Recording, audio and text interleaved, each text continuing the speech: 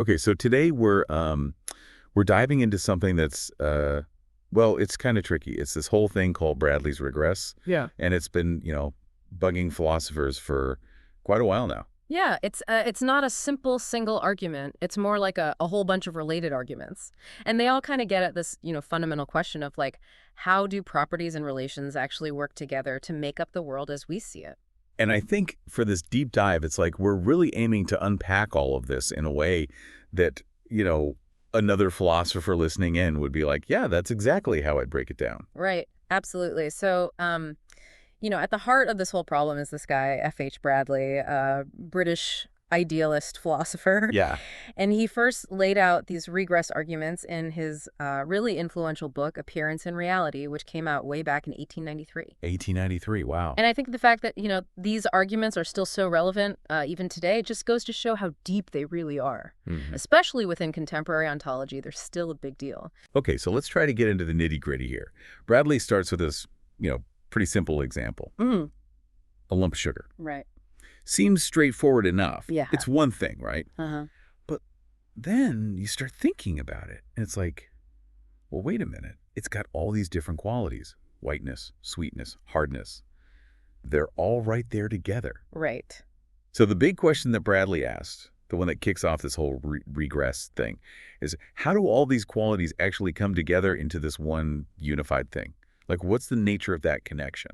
Yeah, that's the core of it. And it's his analysis of this connection, what we call relations, that really gets to the heart of the philosophical puzzle. So relations, how things connect. It Wow. seems basic, but that's where things get really interesting. Exactly. So Bradley says, look, if you think about relations as these, truly independent entities, like they exist all by themselves, separate from the things that they're relating, well, you run into a problem. Okay, I'm listening. What's the problem? How does a relation, if it's totally independent, actually do any connecting? It seems like, if a relation is supposed to connect two things, it would need another relation to connect it to those Like things. it needs its own glue to stick to the things it's supposed to be gluing together. Exactly. And then that new relation would need another relation, and so on and so on.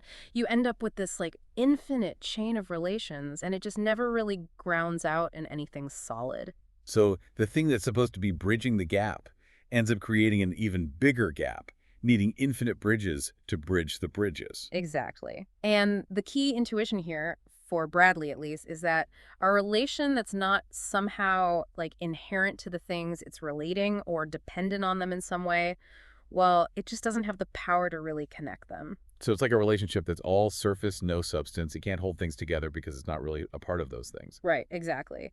But Bradley doesn't stop there. He also thinks, okay, what if relations are internal to the things they relate? Like, what if the connection is built in somehow? Okay, so that's the other option, right? Either relations are independent, out there on their own, or they're internal part of the things themselves. Exactly. But, and this is really important to understand, Bradley's idea of internal relations is pretty specific, maybe a little unusual. He calls them internal B relations. Internal B, okay.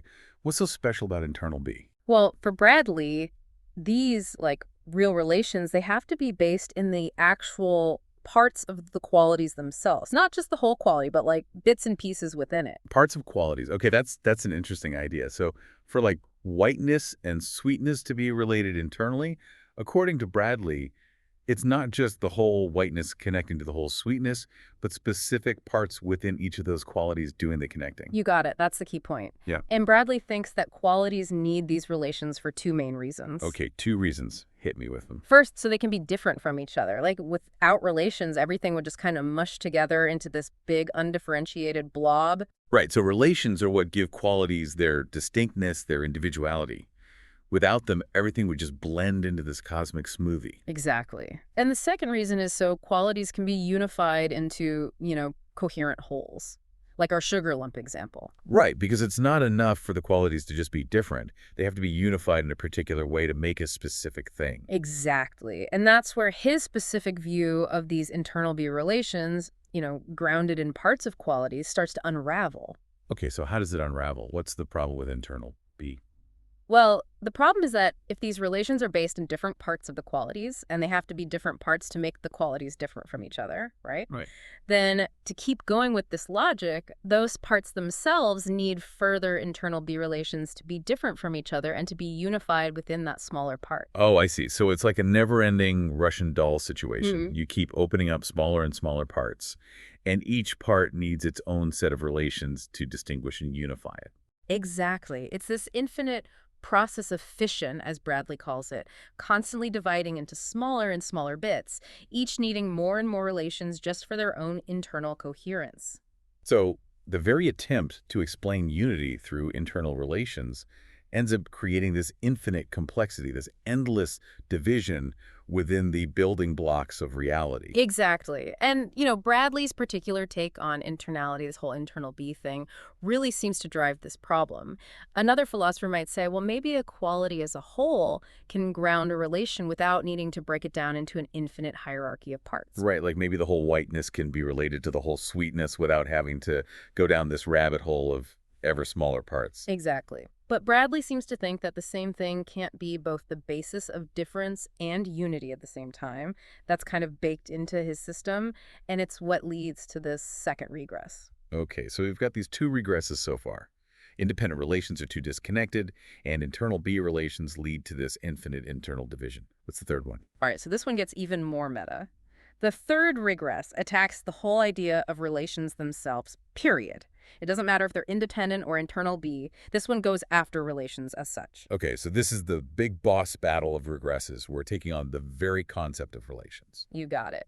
And Bradley sets up this dilemma. He says a relation, any relation, is either nothing to the qualities it's relating or it's something. Okay, so two options, nothing or something. Let's start with nothing. What's the problem if a relation is nothing? Well, if it's nothing, then it's not really a relation at all, right? It's just like a conceptual void. The Yeah. qualities are just hanging out there, not actually related in any meaningful way. So they're together, but not really together. No real connection. Yeah. And for Bradley, without a real relation, you can't even really say the qualities are distinct. It all just collapses back into that mushy, undifferentiated oneness that he's trying to avoid. So option one, relation as nothing, leads to the philosophical equivalent of a black hole. Everything gets sucked into this undifferentiated unity.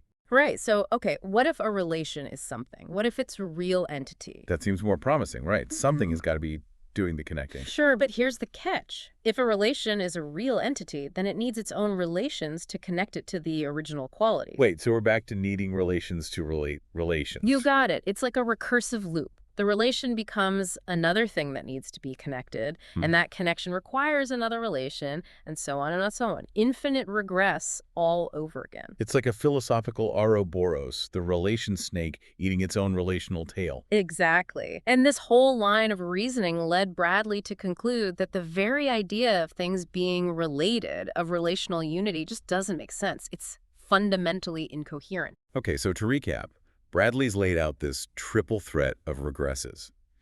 Independent relations are too disconnected, internal data relations lead to infinite internal complexity, and relations as entities in themselves just kick the relational can down the infinite road. It's a pretty hefty challenge to any philosophy that relies on relations to explain how things hang together. Yeah, it's a big one. And, while Bradley really brought these arguments to the forefront, the concern about relations and how they work, that's not totally new. There are some interesting historical parallels. Oh, really? So who else was wrestling with these kinds of regress problems before Bradley? Well, the most famous example is probably Plato's third man argument, the one from the Parmenides. Oh, yeah, the third man. Classic Plato. Yeah. But that's about forms, right? How does that connect to Bradley's regress? Well, it's about forms and participation, but it has a similar structure. The argument basically goes like this. You've got a bunch of things that are large, and they're large because they participate in the form of largeness. But then the form of largeness itself, if it's really large, well, it must participate in some other form of largeness to explain its largeness. Oh, I see. So it's like to explain the largeness of particular things, you need the form of largeness, Yeah. but then the form itself needs another form to explain its largeness, and then that one needs another, and so on. It's an infinite chain of largeness forms. Precisely. And the underlying assumptions of the argument are pretty interesting. The one over many idea that there's one form for many particulars, the non-self explanation, that a form can't explain its own properties, and the self-partaking that the form itself has the property it represents, all of these are crucial for making the regress work. Right, so there are a lot of moving parts in that argument. And philosophers have been debating for centuries which of those assumptions might be the weak link. Exactly. And another intriguing precursor, although it's just a brief sketch, is found in Leibniz's notes from 1676. Leibniz. Okay, what did he have to say about this? He basically outlines this thought experiment. Imagine a relation C between two things, A and B. Now think about a new relation D between A and C, and then another relation E between A and D, and so on forever. Oh, wow. That sounds a lot like Bradley's first regress, the one against independent relations. Yeah, it really does. It seems like this unease about how relations really connect things has been around for a long time. Like a recurring philosophical headache. Right. So Bradley throws down this gauntlet with his regresses, and it's had a huge impact on philosophy. Yeah. How have philosophers tried to grapple with this challenge, especially when it comes to different theories about what exists? Yeah, because Bradley himself was mostly focused on qualities, right? Like what we now call tropes, those unique individual instances of properties. But how does his regress play out when applied to other fundamental ontological views? Well, think about a one-category ontology of universals. Like the idea is that everything is just a bundle of universals. So our sugar lump would be a bundle of whiteness, sweetness, and hardness, those universal properties. Okay, so everything's made of universals, and those universals come together in different combinations to make different things. Where does the regress come in? Well, the challenge is what holds those universals together in a particular thing? What's the principle of unity that makes them into that specific sugar lump? And then on top of that, you've got the problem of individuation. How do you tell one bundle of universals from another if they have all the same universals? Right, because universals are supposed to be repeatable. The same whiteness can be in a sugar lump and in a cloud. So how do you get that specific, unique sugar lump out of a bunch of universals? Exactly. And any relation you try to use to explain that unity seems to run right into a Bradleyan regress. Because if the universals are supposed to be connected by a relation, that relation would have to be specific to that particular combination of universals, right? Like a relation that's unique to this sugar lump. But then wouldn't that relation need another relation to connect it to those specific universals in that specific way? Exactly. It's like needing a special glue for each unique combination of Lego bricks. And a special glue for the glue and so on and so on. Right. But, you know, the most common target of Bradley's regress these days is probably the two-category ontology, the one that says there are particulars and universals. You know, particular things and universal properties. So the classic example is a particular chair and the universal property of redness. How does the regress show up here? Well, the sticking point is the relation of instantiation, the having relation between a particular and a universal. Like, how does a particular chair have the property of redness? It's like the chair is holding on to that redness somehow. Right. And the worry is that if you try to explain that with a relation, let's call it R, then you need another relation to connect the chair, the redness, and the relation R itself. And then another relation for that complex, and so on. Infinite regress all over again. So just saying a chair has redness isn't enough. You need a relation to explain the having, but then that relation needs another relation, and it just keeps going. Precisely. And you can apply this kind of thinking to other theories too, like trope theory, where the focus is on the inherence relation, how a trope belongs to a particular, or even class nominalism, where properties are sets of similar particulars and you have to define the membership relation. So it seems like any ontology that says there are different kinds of things that need to be connected to make up the world we experience, well, that ontology is potentially vulnerable to Bradley's regress. Yeah, that's a fair assessment. And beyond those specific regresses, Bradley's work has also raised a bunch of other really tricky problems for ontology in general. Okay, so what are some of those other problems? What other philosophical headaches did Bradley leave us with? Well, a big one is the problem of unity. Like, what actually makes a complex thing, you know, a state of affairs, a trope bundle, whatever, different from just a collection of its parts. Right, it's like having all the ingredients for a cake laid out on the counter versus having an actual baked cake. Exactly. And if you Yeah. try to explain that unity with relations, well, guess what? You run into those Bradleyan regresses we talked about. Back to the infinite glue problem. Right.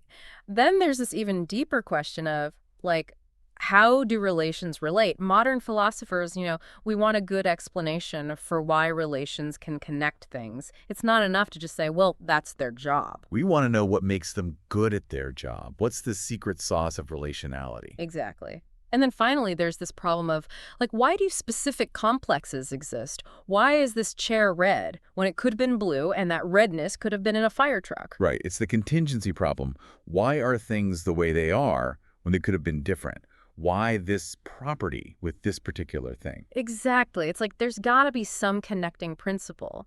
But figuring out what that is without getting snagged by Bradley's regress, well, that's the challenge. It's like a philosophical choose-your-own-adventure book, and every path seems to lead to a Bradleyan monster. So, how have philosophers tried to escape these monsters? What are some of the strategies they've come up with? Oh, there's been a whole bunch of different responses, some more radical than others. I guess you could say some philosophers just kind of shrugged and said, well, Bradley might be right. Okay, so they went with the if you can't beat 'em, join 'em approach. Kinda. We can call them the rejectionists. Thinkers like Russell, Broad, Blanchard, Alexander, Grossman.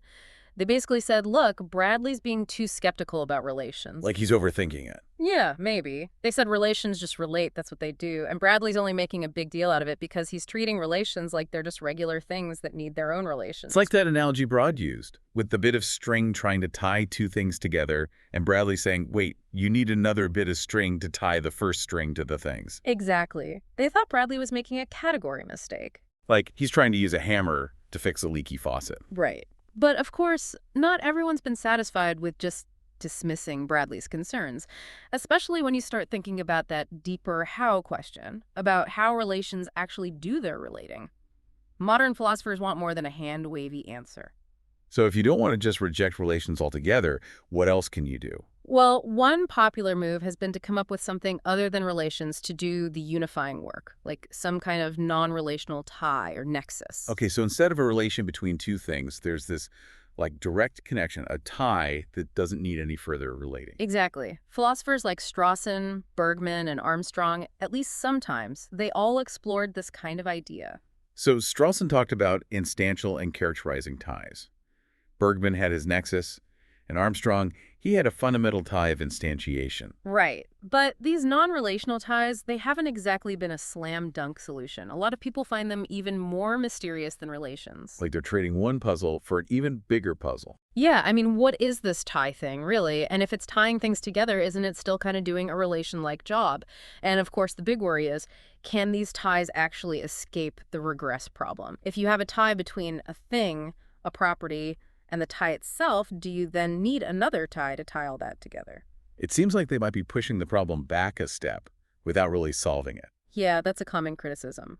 Another strategy has been to try and rescue relations by giving them some special powers, something that makes them immune to Bradley's regress. Okay, so like super relations, relations with capes. Well, not quite. But the idea is that maybe regular everyday relations lead to the regress, but there are special kinds of relations that can achieve unity without any further fuss. Okay, so what kind of special features could a relation have to make it regress-proof? Well, for example, Vallicella proposed this external unifying operator, which he calls U. And U has this power of contingent self-determination. Contingent self-determination. That sounds pretty fancy. What does it mean? The idea is that you can connect things without needing any further connections itself, because it's just built that way. It's like self-relating and self-determining. Vallicella even compares it to, like, God or transcendental consciousness. Okay, so we're bringing in the big guns now. It feels like that might be a bit of a can of worms, though. Yeah, that's a common reaction. It's a pretty heavy-duty metaphysical concept. It might raise more questions than it answers. Right.